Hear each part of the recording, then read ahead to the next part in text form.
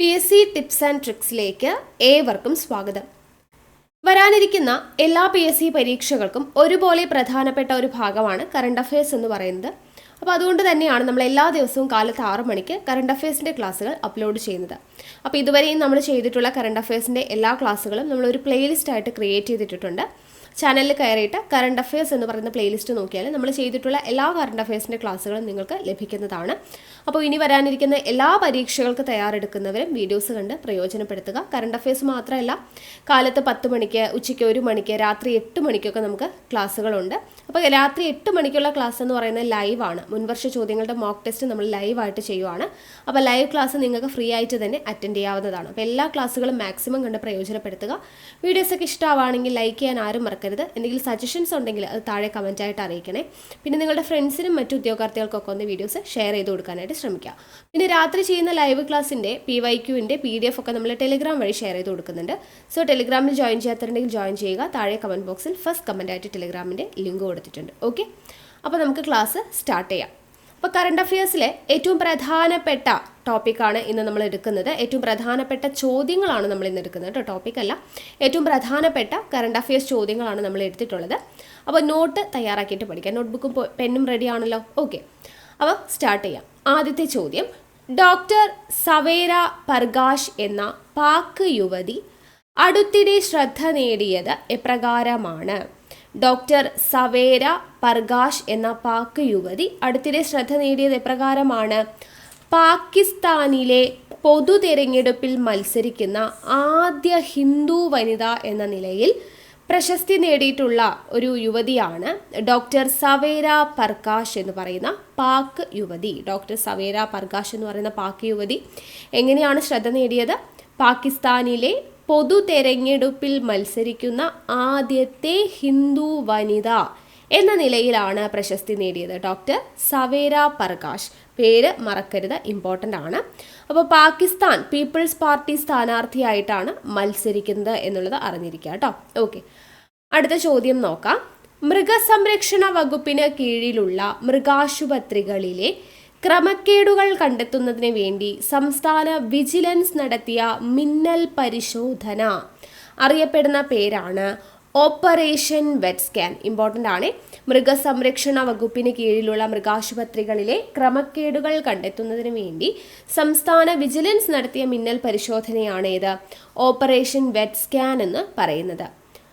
അടുത്ത ചോദ്യം, യുക്രൈൻ ചരിത്രത്തിലാദ്യമായി ക്രിസ്മസ് ആഘോഷത്തിന് 2023 മാറ്റം സംഭവിച്ചു. എങ്ങനെയാണ് മാറ്റം സംഭവിച്ചത് എന്നുള്ളതാണ് ചോദിച്ചിരിക്കുന്നത്. അപ്പോൾ എന്താണ് ചോദ്യം? യുക്രൈൻ ചരിത്രത്തിൽ ആദ്യമായിട്ട് ക്രിസ്മസ് ആഘോഷത്തിന് 2023 മാറ്റം സംഭവിച്ചു എന്നാണ് പറയുന്നത്. എങ്ങനെയാണ് മാറ്റം സംഭവിച്ചത്? ജനുവരി 7 ആഘോഷിച്ചിട്ടുണ്ടായിരുന്ന ക്രിസ്മസ് കേട്ടോ, ജനുവരി 7 ആഘോഷിച്ചിട്ടുണ്ടായിരുന്ന ക്രിസ്മസ് ഇപ്പോൾ എപ്പോഴാണ് ആഘോഷിച്ചത്? ഡിസംബർ 25 ആഘോഷിച്ചു. അപ്പോൾ യുക്രൈൻ ചരിത്രത്തിൽ ആദ്യമായിട്ട് യുക്രൈനിൽ ക്രിസ്മസ് ആഘോഷിച്ചുകൊണ്ടിരുന്നത് ജനുവരി 7 ഇപ്പോൾ ക്രിസ്മസ് എന്താണ്? ഡിസംബർ 25 ആഘോഷിച്ചുകൊണ്ടാണ് 2023 അത് ആഘോഷിച്ചത്. ക്രിസ്മസ് 2023 ഡിസംബർ 25 ആഘോഷിച്ചത്. ചരിത്രത്തിൽ ആദ്യമായിട്ടാണ് അങ്ങനെ ആഘോഷിക്കുന്നത്. അതുകൊണ്ട് തന്നെ ഇത് ഇമ്പോർട്ടൻ്റ് ആയിട്ടുള്ളൊരു ചോദ്യമാണ് കേട്ടോ.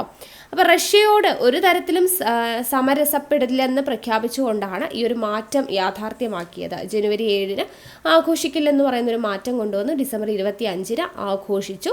റഷ്യയിലും യുക്രൈനിലും പരമ്പരാഗതമായിട്ട് ജനുവരി 7 എന്ത് ചെയ്തിട്ടുണ്ടായിരുന്നത്? ക്രിസ്മസ് ആഘോഷിച്ചിട്ടുണ്ടായിരുന്നത്. അപ്പോൾ റഷ്യയോട് ഒരു തരത്തിലും രസിച്ചു പോവില്ല എന്നറിയിക്കാൻ വേണ്ടിയാണ് റഷ്യയും യുക്രൈനും ഒരുപോലെ ക്രിസ്മസ് ആഘോഷിച്ചുകൊണ്ടിരുന്ന ജനുവരി 7 എന്ന് പറയുന്നൊരു ഡേറ്റ് ഡിസംബർ 25 ആഘോഷിക്കാനായിട്ട് തുടങ്ങിയത്. ഓക്കെ അല്ലേ? മനസ്സിലാക്കി വെക്കുക കേട്ടോ.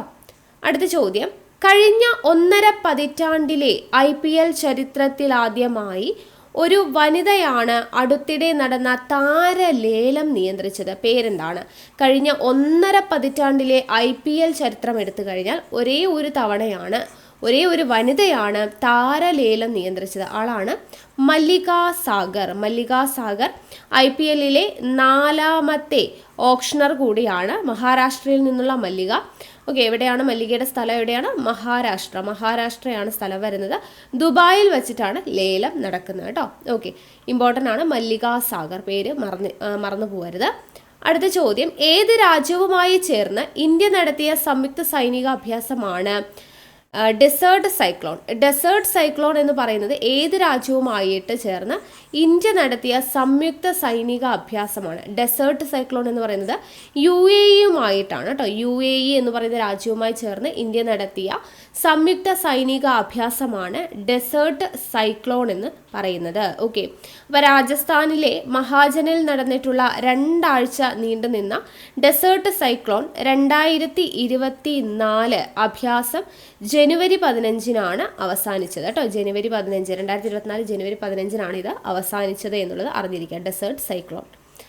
അടുത്തത്, രാജ്യത്തെ പെൺകുട്ടികൾക്കായുള്ള ആദ്യത്തെ സൈനിക് സ്കൂൾ ആരംഭിച്ചത് എവിടെയാണ്? രാജ്യത്തെ പെൺകുട്ടികൾക്കായിട്ടുള്ള ആദ്യത്തെ സൈനിക് സ്കൂള് ആരംഭിച്ചത് എവിടെയാണ്? വൃന്ദാവനാണ്, മധുരയിൽ കേട്ടോ. മധുരയിലെ വൃന്ദാവനാണ്. ഓക്കെ, UPയിൽ. അപ്പോൾ സംവിത് ഗുരുകുലം ഗേൾസ് സൈനിക സ്കൂൾ എന്നാണ് പേര്. എന്താണ് സ്കൂളിൻ്റെ പേര്? സംവിത് കേട്ടോ.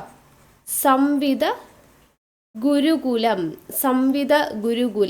ഗേൾസ് സൈനിക സ്കൂൾ എന്നുള്ളതാണ് സ്കൂളിൻ്റെ പേര് എന്ന് പറയുന്നത്. ഓക്കെ, ഇപ്പോൾ രാജ്യത്തെ പെൺകുട്ടികൾക്കായുള്ള ആദ്യത്തെ സൈനിക സ്കൂൾ ആരംഭിച്ചത് എവിടെയാണ്? വൃന്ദാവൻ, മധുരയിലാണ് എന്നത് അറിഞ്ഞിരിക്കുക.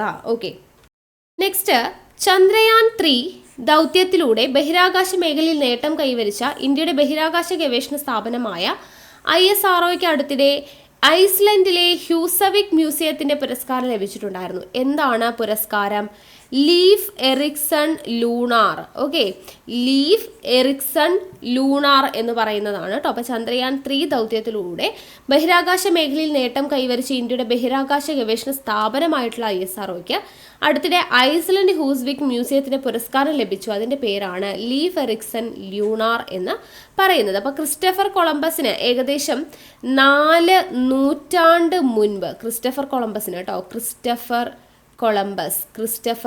അപ്പോൾ ക്രിസ്റ്റഫർ കൊളംബസിന് ഏകദേശം 4 നൂറ്റാണ്ട് മുൻപ് അമേരിക്കൻ വൻകരയിൽ എത്തിയതായിട്ട് കരുതപ്പെടുന്ന ഐസ്ലൻഡിൽ നിന്നുള്ള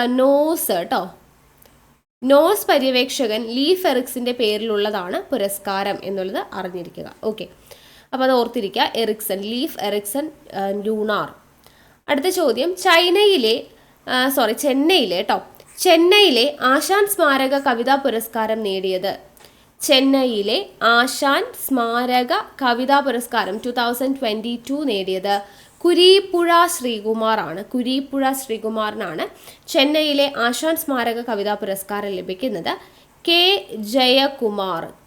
ജയകുമാറിനാണ് 2021 പുരസ്കാരം. കെ ജയകുമാറിനാണ് 2021 ഈ ഒരു ആശാൻ സ്മാരക കവിതാ പുരസ്കാരം. 2022 കുരീപ്പുഴ ശ്രീകുമാർ എന്നുള്ളത് അറിഞ്ഞിരിക്കുക. അടുത്ത ചോദ്യം, സംസ്ഥാന ശാസ്ത്ര സാങ്കേതിക പരിസ്ഥിതി കൗൺസിൽ ഏർപ്പെടുത്തിയ 2022 കേരള ശാസ്ത്ര സാഹിത്യ അവാർഡുകളിൽ ജനപ്രിയ ശാസ്ത്ര സാഹിത്യ പുരസ്കാരം നേടിയ കൃതി? ജനപ്രിയ ശാസ്ത്ര സാഹിത്യ പുരസ്കാരം നേടിയ കൃതിയാണ് മഹാമാരികൾ പ്ലേഗ് മുതൽ കോവിഡ് വരെ ചരിത്രം എന്ന് പറയുന്നത്.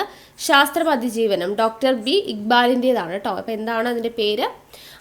ശാസ്ത്ര സാഹിത്യ കൃതിയുടെ പുരസ്കാരം നേടിയിട്ടുള്ള കൃതിയാണ് മഹാമാരികൾ പ്ലേഗ് മുതൽ കോവിഡ് വരെ ചരിത്രം, ശാസ്ത്രം, അതിജീവനം എന്നിവ ഡോക്ടർ ബി ഇക്ബാലിൻ്റെതാണ് എന്നുള്ളതും അറിഞ്ഞിരിക്കുക. ഓക്കെ, അപ്പോൾ സംസ്ഥാന ശാസ്ത്ര സാങ്കേതിക പരിസ്ഥിതി കൗൺസിൽ ഏർപ്പെടുത്തിയിട്ടുള്ള ഏത് പുരസ്കാരമാണ്? കേരള ശാസ്ത്ര സാഹിത്യ അവാർഡുകളിൽ ഏറ്റവും പ്രധാനപ്പെട്ടതാണ് ശാസ്ത്ര സാഹിത്യ പുരസ്കാരം എന്ന് പറയുന്നത്. നേടിയ കൃതിയാണ് മഹാമാരികൾ പ്ലേഗ് മുതൽ കോവിഡ് വരെ ചരിത്രം, ശാസ്ത്രം, അതിജീവനം. ആരുടെയാണ്? ഡോക്ടർ ബി ഇക്ബാൽ എന്നുള്ളത് അറിഞ്ഞിരിക്കുക.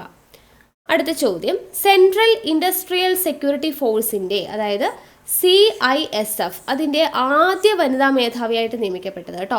CISFൻ്റെതാണ് പറയുന്നത്. സെൻട്രൽ ഇൻഡസ്ട്രിയൽ സെക്യൂരിറ്റി ഫോഴ്സ് കേട്ടോ. സെൻട്രൽ ഇൻഡസ്ട്രിയൽ സെക്യൂരിറ്റി ഫോഴ്സിൻ്റെ ആദ്യത്തെ വനിതാ മേധാവിയായിട്ട് നിയമിക്കപ്പെട്ടത് ആരെയാണ്? നീന സിംഗ് ആണ് കേട്ടോ. നീന സിംഗ്. അടുത്ത ചോദ്യം നോക്കാം. സംസ്ഥാനത്തെ റേഷൻ കടകളിലൂടെ 10 രൂപ നിരക്കിൽ 1 ലിറ്റർ കുപ്പിവെള്ളം ലഭ്യമാക്കുന്ന പദ്ധതിയാണ് കേട്ടോ. 10 രൂപ നിരക്കിൽ 1 ലിറ്റർ കുപ്പിവെള്ളം ലഭ്യമാക്കുന്ന പദ്ധതിയാണ് സുജലം എന്ന് പറയുന്നത്. അപ്പം സംസ്ഥാനത്തെ റേഷൻ കടകളിലൂടെ എന്ത് ചെയ്യുന്നു? 10 രൂപ നിരക്കിൽ 1 ലിറ്റർ കുപ്പിവെള്ളം ലഭ്യമാക്കുന്നു. ഇതിനെയാണ് നമ്മൾ സുജലം എന്ന് പറയുന്ന പദ്ധതി എന്ന് പറയുന്നത്. സുജലം എന്ന് പറയുന്ന പദ്ധതി. അടുത്ത ചോദ്യം നോക്കിക്കോളൂ. പാർലമെന്റ് മന്ദിരത്തിന്റെ സുരക്ഷാ ചുമതല 2023 ഡിസംബറിൽ ഡൽഹി പോലീസിൽ നിന്നും ഏറ്റെടുത്ത കേന്ദ്ര സുരക്ഷാ സേനയാണ് CISF എന്ന് പറയുന്നത്. CISF എന്താണെന്ന് നമ്മൾ പറഞ്ഞു അല്ലേ. അപ്പോൾ പാർലമെന്റ് മന്ദിരത്തിന്റെ സുരക്ഷാ ചുമതല 2023 ഡിസംബറിൽ ഡൽഹി പോലീസിൽ നിന്നും ഏറ്റെടുത്തിട്ടുള്ള കേന്ദ്ര സുരക്ഷാ സേനയാണ് CISF കേട്ടോ, സെൻട്രൽ ഇൻഡസ്ട്രിയൽ സെക്യൂരിറ്റി ഫോഴ്സ് എന്ന് പറയുന്നത്. ഓക്കെ, ഇനി നെക്സ്റ്റ് ചോദ്യം. മലയാള കവയിത്രി അന്തരിച്ച സുഗതകുമാരിയുടെ നവതി ആഘോഷങ്ങൾക്ക് മുന്നോടിയായി സുഗതവനം എന്ന പേരിൽ പദ്ധതി നടപ്പിലാക്കുന്ന സംസ്ഥാനം. സുഗതവനം എന്ന പേരിൽ പദ്ധതി നടപ്പിലാക്കുന്നത് പശ്ചിമ ബംഗാളാണ്. പശ്ചിമ ബംഗാൾ. അപ്പോൾ അതെവിടെയാണ് ഈ പദ്ധതികൾക്ക് തുടക്കം കുറിച്ചതെന്ന് ചോദിച്ചാൽ കൊൽക്കത്തയിലെ രാജ്ഭവനിലാണ്. കൊൽക്കത്തയിലെ രാജ്ഭവനിലാണ് പദ്ധതിക്ക് തുടക്കം കുറിക്കുന്നത്. സുഗതവനം എന്ന് പറയുന്ന പേരിൽ നടപ്പിലാക്കുന്നതാണ്.